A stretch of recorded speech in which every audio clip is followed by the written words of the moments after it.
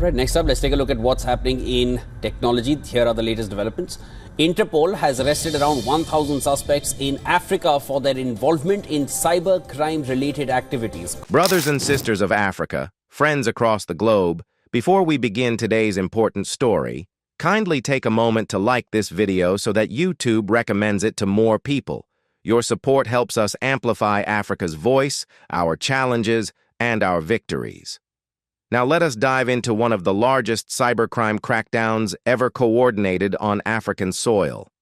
An operation that has shaken criminal networks and brought attention to a growing menace in our digital age.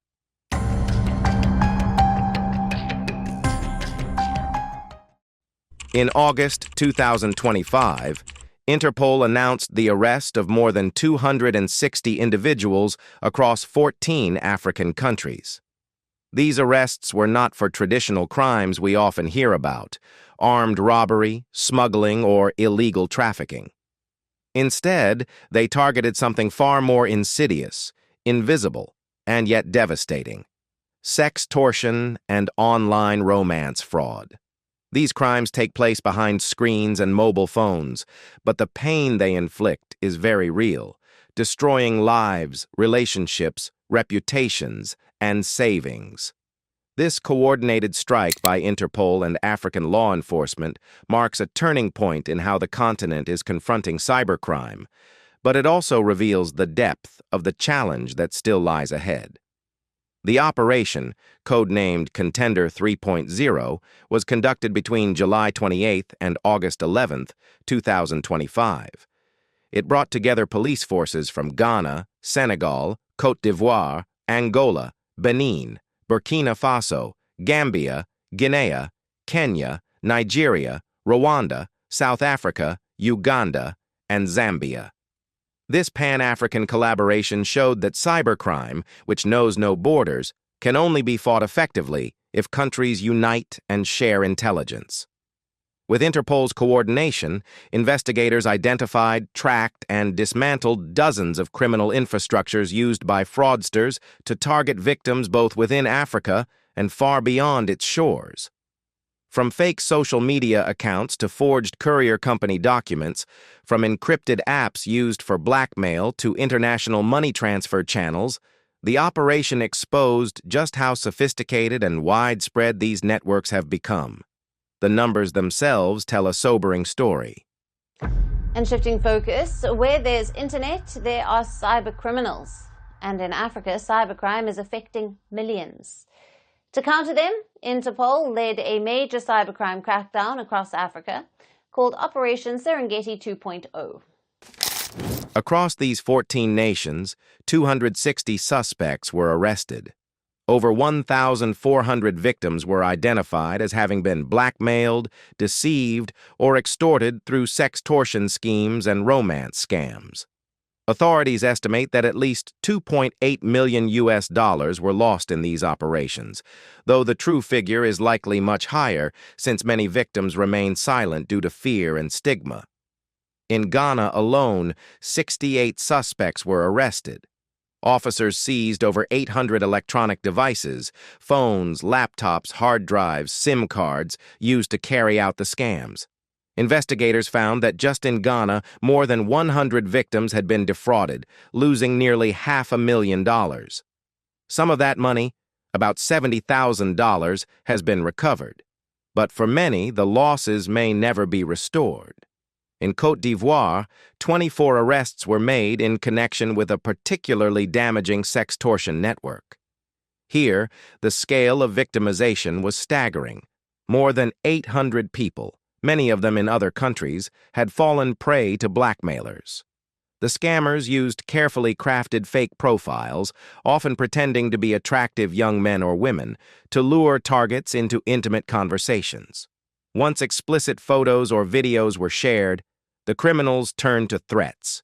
Pay us, or we will expose you to your family, your workplace, and the world. Some victims paid out of fear. Others chose silence and humiliation. This cycle shows how sextortion feeds on shame, making it one of the hardest crimes to combat.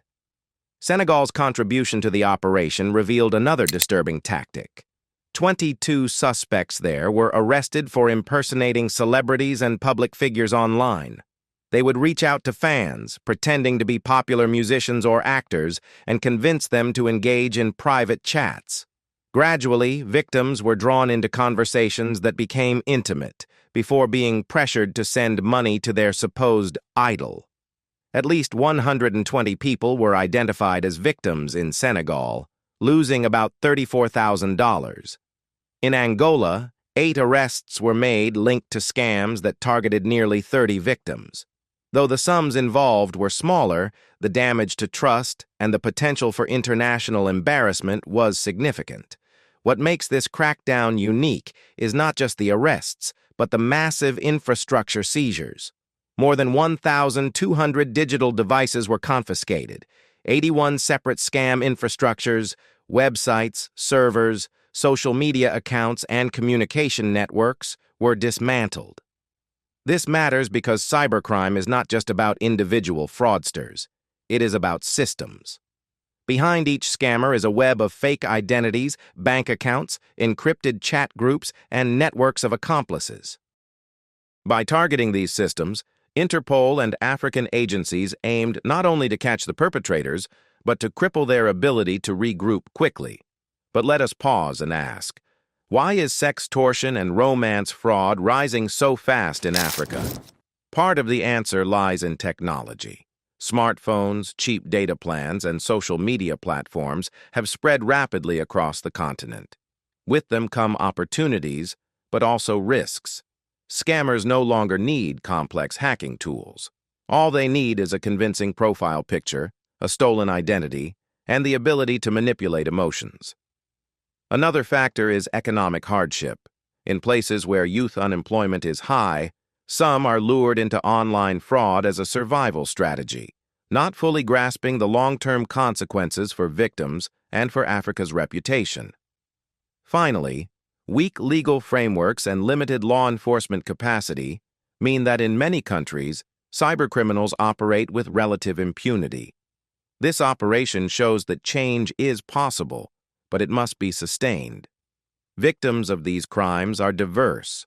Some are young Africans deceived by promises of love or celebrity connections. Many others are overseas, Europeans, Americans, Asians, who fall for scammers pretending to be African professionals, soldiers, or entrepreneurs. But whether at home or abroad, the result is the same: financial losses, broken trust, and deep emotional scars. In some tragic cases, victims of sextortion have even taken their own lives after being blackmailed. That is why law enforcement insists this is not a small or secondary crime. It is a major threat to safety and dignity. Operation Contender 3.0 also highlights the importance of international solidarity. Cybercrime cannot be tackled by one nation alone. Criminals hide behind borders, but their messages, threats, and bank transfers cross them with ease. That is why Interpol's role was crucial. By linking intelligence from 14 nations, providing technical expertise, and working with private cybersecurity firms, the operation managed to achieve results no single country could on its own. This model of cooperation must be strengthened. Africa needs its own continental cybercrime centers of excellence, perhaps under the African Union, to make such joint actions the norm, rather than the exception. Yet while the arrests are a victory, challenges remain. First, the sheer scale of unreported cases is immense. Many victims never come forward, meaning most scams remain invisible. Second, prosecutions can be difficult. Evidence must be properly collected, preserved, and presented in court. In some countries, outdated laws do not even recognize sextortion as a crime. Third, recovering stolen funds is nearly impossible once money has been laundered through multiple channels. Finally, the networks adapt. Already, experts warn that new scams are emerging using artificial intelligence, deepfake videos, and encrypted messaging to deceive and extort victims. The battle is far from over. So what lessons can Africa draw from this operation? First, public education is key. Communities must be taught to recognize red flags. strangers who declare love too quickly online, requests for money to cover fake emergencies, threats after sharing private photos. Schools, churches, mosques, and media all have a role to play in spreading awareness. Second, governments must invest in digital policing, training officers in forensics, building cybercrime units, and updating laws to reflect modern realities. Third, tech companies and platforms must do more to prevent abuse of their services. Dating apps, social media networks, and messaging platforms must tighten verification, monitor suspicious behavior, and cooperate with law enforcement. Fourth, victims must be supported, not shamed. Reporting sextortion should not be seen as embarrassing, but as a courageous step to protect others. This crackdown also raises deeper questions about Africa's digital sovereignty. If cybercrime flourishes here, it not only harms victims, but damages the continent's image abroad. It feeds stereotypes of Africa as a hub of scams, undermining trust in African businesses, professionals, and diaspora communities. That is why Pan-African leaders must treat this not only as a law enforcement issue, but as a matter of continental pride and security. Protecting digital spaces is part of protecting our future, just as much as securing our borders or developing our economies. For ordinary Africans, the message is clear. We must be vigilant. If something seems too good to be true online, it probably is. If someone you meet online pressures you for money or private photos, that is a red flag. If you receive suspicious links or friend requests, be cautious. And if you are targeted, speak out. Your voice can help stop these criminals from harming others. Brothers and sisters, the arrest of over 260 suspects across 14 countries is an important victory, but it is only the beginning of a longer fight. This story should not just be told as numbers and statistics. It must be remembered as a warning, an education, and a call to action. Cybercrime is real, it is growing, and it preys on the most human of emotions: love, trust, and fear. But with unity, vigilance, and investment in our people, Africa can rise to this challenge. As the voice of Africa, we will continue to follow these developments, tracking the prosecutions, the reforms, and the new strategies being built to protect our people. Let this moment remind us that Africa's strength lies not only in natural resources or physical power, but also in the protection of its people's dignity in this digital age. Together, with knowledge, courage, and cooperation, we can make cyberspace a safer place for all. So, as we close this report, I ask you once again, if you found this story important, please like this video, share it widely, and consider supporting the channel through Super Thanks or by subscribing. Your engagement helps us keep telling Africa's stories, stories that matter, stories that shape our collective destiny.